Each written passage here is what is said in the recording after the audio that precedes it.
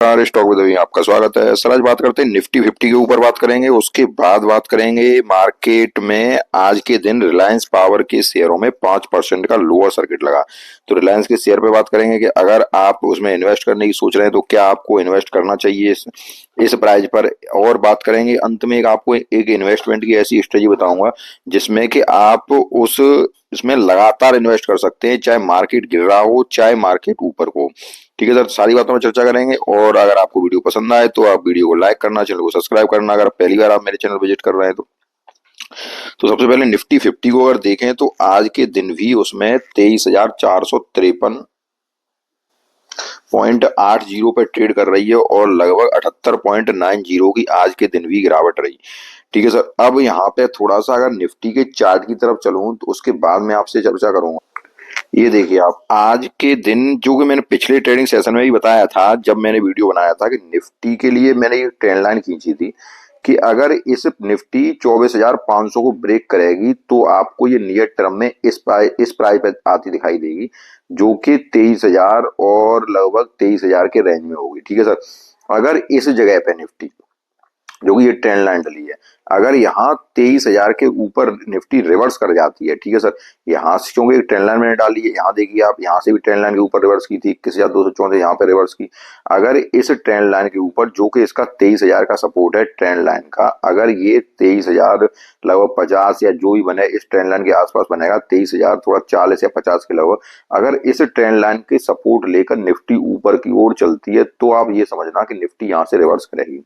ठीक है सर, और बुलिश मोमेंटम में कब आएगी? बुलिश मोमेंटम में निफ्टी तभी आएगी जब ये 24,500 के आंकड़े को ऊपर पार करेगी।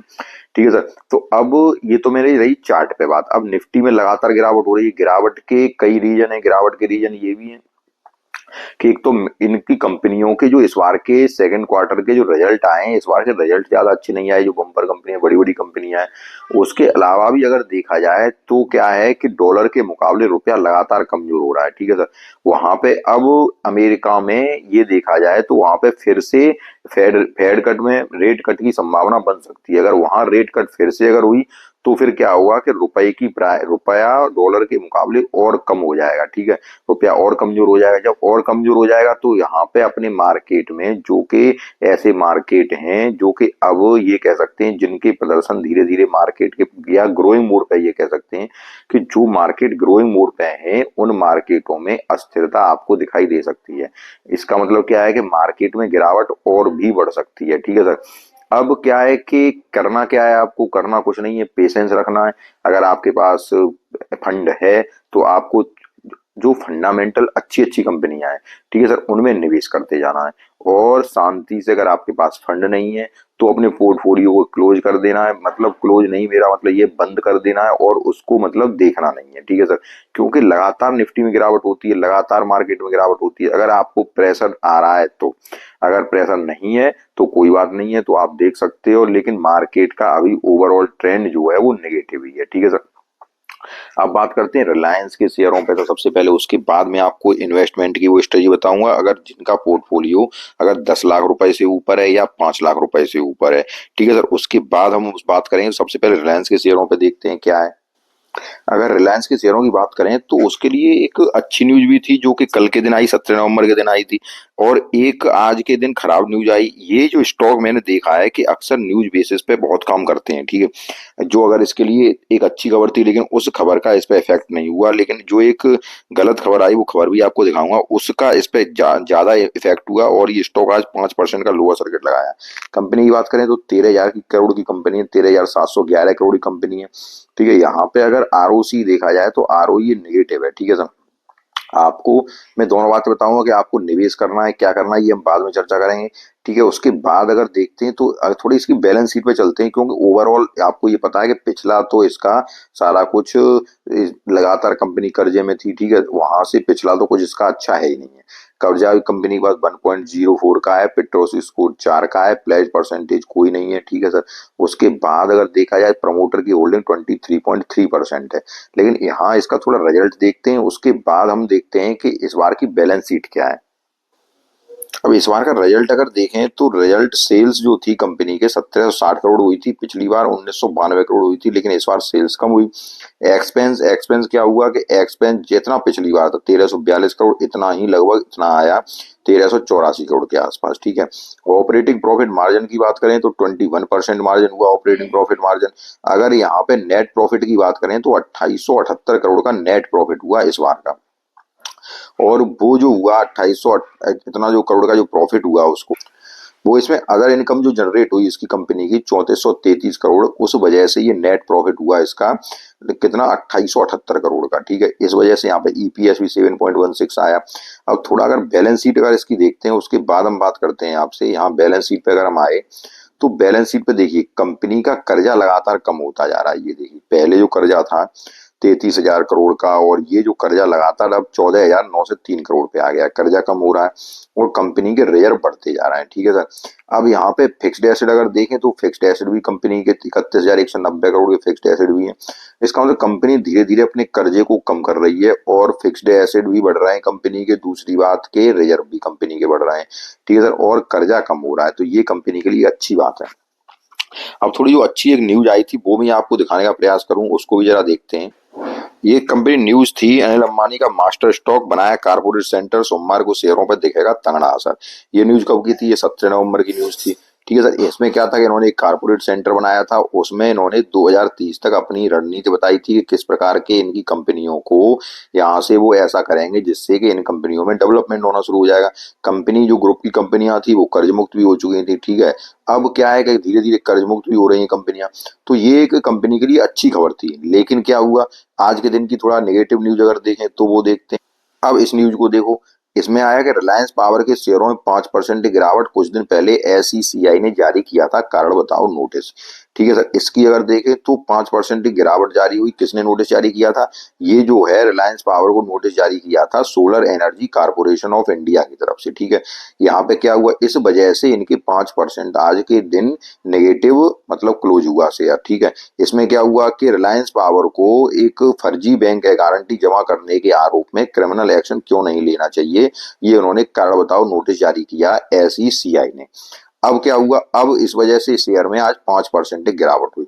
अब थोड़ा सा हम अगर इसके चार्ट पे चलें, मैंने आपको दोनों बातें बताई, क्यों कंपनी कर्ज मुक्त हो रही है, पहली बात धीरे धीरे कर्ज मुक्त हो रही है। उसके बाद अंबानी जी ने एक एक ऐसा वो बनाया है, प्लान बनाया है 2030 तक एक अलग से कंपनी की स्थापना कर रहे हैं। उसमें क्या कर रहे हैं, उसमें नई नई सीईओ या नई टीम इकट्ठी कर रहे हैं और उसमें ये प्लान बना रहे हैं कि हम कंपनी में मतलब अपनी कंपनियों में ग्रोथ आए, नए नए प्रोजेक्ट कंपनी को मिले, नए नए काम मिले कंपनियों, जिससे कंपनियों में ग्रोथ आए। इस वजह से भी वो प्रयास कर रहे हैं।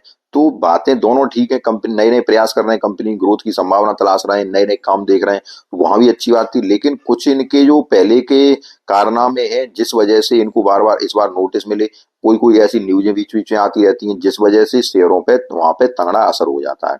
अब हम चलते हैं इसके चार्ट की तरफ।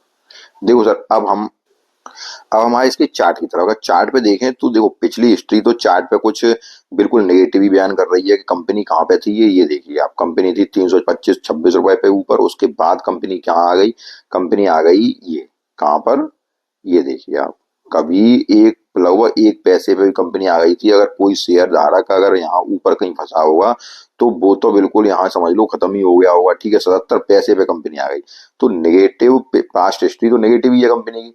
अब यहाँ से देखें कि यहाँ से ये कंपनी यहाँ से उठना शुरू हुई और कब से हुई है स्टार्ट, यहाँ से उठना लगभग 2023 से। एक साल में कंपनी ये देखिए यहाँ से यहाँ उठना शुरू हुई जब कंपनी, और एक साल में अब इस कंपनी का अगर पैटर्न देखते हैं तो ये देखिए अब ये कंपनी यहाँ से ये अपनी ट्रेंड लाइन को लगातार शिफ्ट कर रही है। ठीक है सर। ये मैंने एक ट्रेंड लाइन डाली, उसके बाद जब कोई कंपनी अपनी ट्रेंड लाइन को शिफ्ट करती है इसका मतलब आप समझ रहे हो कि ये कंपनी यहाँ से एक अच्छी दिशा में जा रही है अब। ठीक है। पिछला जो हुआ इसका वो तो अलग बात है, लेकिन यहाँ से कंपनी अपनी ट्रेंड लाइन को शिफ्ट करती जा रही है, तो कंपनी यहाँ से भी एक अच्छे रुख की तरफ ऊपर तरफ जा रही है। अब ये किस प्रकार से चलेगा ये देखना है। अब देखिए यहाँ पे, ठीक है सर, ये मैंने ट्रेंड लाइन डाली, यहाँ ट्रेंड लाइन का सपोर्ट लिया इसने, यहाँ से फिर ऊपर निकल गई, फिर अब ट्रेंड लाइन के आसपास ही है। अब अगर कंपनी की मैं बात करूं तो देखो सबसे पहली बात आई कि कंपनी के कर्जे लगातार कम होते जा रहे हैं। और कर्जे लगातार कम होने के बाद कंपनी अब कर्ज मुक्त होने के बाद अनिल अंबानी जी ऐसा कर रहे हैं जिससे कि इनके बिजनेस को एक्सपेंस हो, और बिजनेस के बाद नई नई कंपनियां भी कर रहे हैं, नई नई तलाश कर रहे हैं जिससे कि इनको कामकाज अभी कंपनी को मिलने लगे। लेकिन एक बात है कि जब हम किसी कंपनी में इन्वेस्ट करते हैं तो हम उसकी पास्ट हिस्ट्री और नई हिस्ट्री सारी कुछ देखते हैं। हमें कंपनी में पैसा इन्वेस्ट करना है, अपने पैसे को ग्रो करना है। तो सबसे पहली बात अगर मैं आपसे कहूँ, एक जेन्युइनली बात कहूँ, तो अभी मैं आपसे इस कंपनी में इन्वेस्टमेंट करने की सलाह नहीं दूंगा। कारण क्या है? कारण ये है कि मान लो जो ये काम कर रहे हैं, हम इनका एक दो क्वार्टर और देखते हैं। अब की बार क्वार्टर का रिजल्ट अच्छा आया है, दो क्वार्टर और देखते हैं। सर हमें स्टॉक, आप ये मत सोचिए कि कोई स्टॉक आपको सस्ता मिल रहा है, कोई स्टॉक आपको महंगा मिल रहा है, ये मत सोचिए। अगर कंपनी का बिजनेस लगातार अच्छा हो रहा है, ठीक है सर, कंपनी का बिजनेस लगातार ग्रो करेगा, कंपनी लगातार अच्छा काम करेगी, तो स्टॉक चाहे आप 26 रुपए का लें चाहे 260 रुपए का लें, ठीक है, 26 रुपए का स्टॉक भी आपको 5 रुपए आ जाएगा, और 260 रुपए का स्टॉक भी अगर गिरेगा तो उतना आ जाएगा। और 26 रुपए का स्टॉक अगर बढ़ेगा तो दूना 52 रुपए पे जाएगा, और 260 रुपए का स्टॉक भी जहां आप उसमें 50,000 रुपए इन्वेस्ट करेंगे, अगर वो भी डबल होगा तब भी आपके 1 लाख ही बनेंगे, लेकिन वो स्टॉक 560 पहुंचेगा। तो इसका मतलब आप थोड़ा समझ रहे हो कि कोई भी स्टॉक सस्ता या महंगा नहीं होता है। कंपनी का बिजनेस अच्छा होना चाहिए, कंपनी काम क्या कर रही है वो अच्छा होना चाहिए, और कंपनी की पास्ट हिस्ट्री भी अच्छी होनी चाहिए, और आगे जो करना चाह रही है वो भी अच्छा होना चाहिए। तो अगर मैं आपसे कहूं, क्योंकि ये शेयर जो है, कोई ना कोई जब इसमें ऐसी न्यूजें आ जाती हैं जो कि पुराने इनके कारनामे हैं या क्या है, जब कोई न्यूज इसमें ऐसी आ जाती है तो कंपनी का शेयर एकदम लुढ़क जाता है।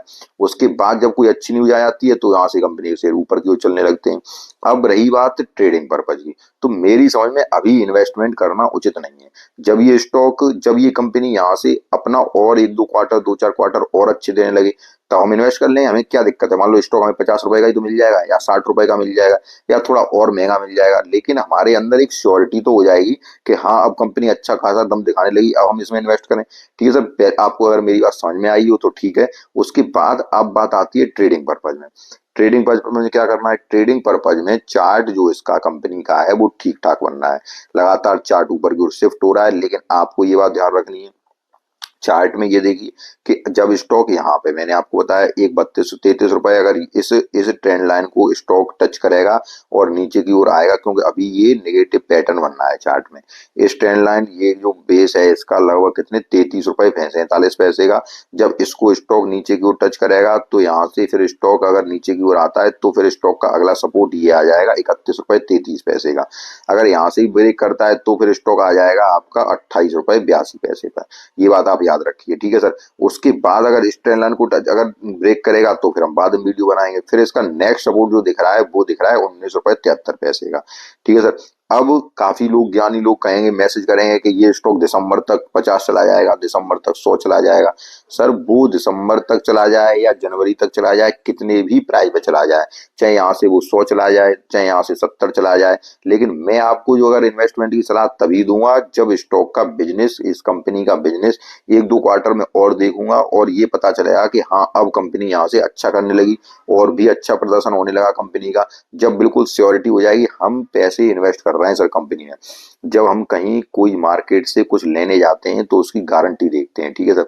अब इनकी पास्ट हिस्ट्री क्या है क्या नहीं है वो आपको सबको पता है, ठीक है। कंपनी कहाँ से कहाँ तक आई है ये भी आपको पता है। तब जब हमें सब कुछ पता होने के बावजूद कंपनियां अभी इस समय में अगर हम किसी में निवेश करते हैं तो एक से एक बेहतरीन कंपनियां किसी भी प्राइस पे ऐसी प्राइस पे मिल रही हैं जो कि बहुत अच्छी प्राइस है मार्केट के गिरने के उसमें, तो हम ऐसी कंपनी में क्यों निवेश करें, ये आप ध्यान रखिए। तो ये बात मैं आपको जो समझा रहा हूँ अगर आपको ठीक लगे तो अच्छी बात है। अब अगर बात ट्रेडिंग की, तो अगर आपने यहाँ दे रखा है, अगर इस सपोर्ट के अगर पास ये स्टॉक यहाँ से बैक करता है 33 रुपए 60 पैसे बैक करता है, यहाँ से ऊपर निकलता है, तो फिर ये स्टॉक आपको 37 37 रुपए पहला रेजिस्टेंस 37 लगभग 40 रुपए का है, वो रेजिस्टेंस क्रॉस करेगा। उसके बाद अगला रेजिस्टेंस 46 रुपए का है, उसके क्रॉस करेगा। उसके बाद फिर ये स्टॉक 53 रुपए की तरफ जाएगा, ठीक है सर। लेकिन ये ध्यान रखें अगर आपने ले रखा है स्टॉक, तो ये स्टॉक अगर 33 रुपए को ब्रेक करता है तो जो मैंने बताया यहाँ तक भी आ सकता है, यहाँ तक भी आ सकता है। अगर यहाँ से अगर ब्रेक करेगा 28 रुपए 49 पैसे को, तो फिर ये स्टॉक का सपोर्ट 19 रुपए 66 पैसे वहां तक भी आ सकता है। तो मेरी सारी बातें आपको समझ में आई होंगी। अब मैं आपको एक इन्वेस्टमेंट स्ट्रेटजी बता रहा था, उसको आप ध्यान रखिए। सर अगर आपका पोर्टफोलियो लगभग 5 लाख से ऊपर का है, तो आप निफ्टी 20 को पकड़िए और निफ्टी 20 में थोड़ा थोड़ा इन्वेस्टमेंट लगातार करते रहिए। निफ्टी 20 क्या है? निफ्टी 50 का एक निफ्टी 20 है 50 कंपनियों का। इसको आप अगर पकड़ते हैं तो ये निफ्टी 50 में हम पैसा इन्वेस्ट कर रहे हैं, ठीक है सर। जब निफ्टी 50 में हम पैसा इन्वेस्ट कर रहे हैं और उसको आपको बेचना नहीं है, ये आप ध्यान रखना है। निफ्टी 20 को आपको बेचना नहीं है। अभी निफ्टी 20 की आप प्राइस देखिए, और निफ्टी 20 आपको जब बेचेंगे नहीं तो क्या करेंगे, उसको लगातार जब वो नीचे गिरे तब उसमें इन्वेस्टमेंट करते जाना है, जब वो नीचे गिरे तब उसमें इन्वेस्टमेंट करते जाना है। अगर ऊपर जा रहा है तो ऊपर जाने दीजिए। निफ्टी 20 को आपको कभी नहीं बेचना है, बिल्कुल बेचने की सलाह नहीं दूंगा, ठीक है सर। निफ्टी 20 में आप इन्वेस्ट करिए। थोड़ा सा दिखाता हूँ किस प्राइस पे है वो। ये है निफ्टी ईटीएफ है सर, ये निफ्टी 50 20, ठीक है। इसकी प्राइस अभी चल रही है 262 रुपए। अगर आपका पोर्टफोलियो 5 लाख से ऊपर का है तो इसमें आप अपने अनुसार बिल्कुल सेफ है, कभी आपको घाटा नहीं होगा, क्योंकि मार्केट हमेशा निफ्टी हमेशा ऊपर ही जाएगी, ठीक है।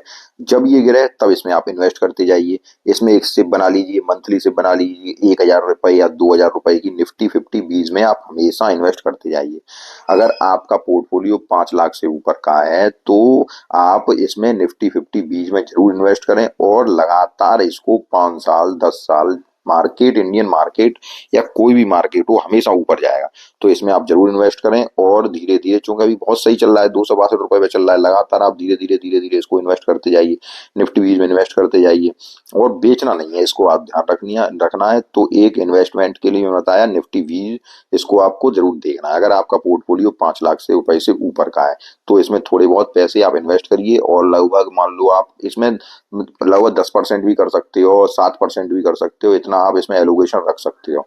और एक एक मतलब इस तरह बना लीजिए कि 1,000 रुपए या 2,000 रुपए लगातार हमें इन्वेस्ट करते जाना है। तो आपको मेरी सारी बातें समझ में आ गई होंगी। रिलायंस पावर के लिए जो मैंने आपको बताई वो भी समझ में आ गई होंगी। हम रिलायंस पावर में, मैं ये नहीं कह रहा हूँ, कंपनी अच्छा काम कर रही है, अच्छी बात है। थोड़ा जब इसका बिजनेस और अच्छा बढ़ेगा तब हम इसमें इन्वेस्ट करेंगे। लेकिन ट्रेडिंग वाली बात मैंने वो भी आपको सारी कुछ बता दी। अगर सारी बातें आपको अच्छी लगी हो तो वीडियो को लाइक कीजिए, चैनल को सब्सक्राइब कीजिए। धन्यवाद।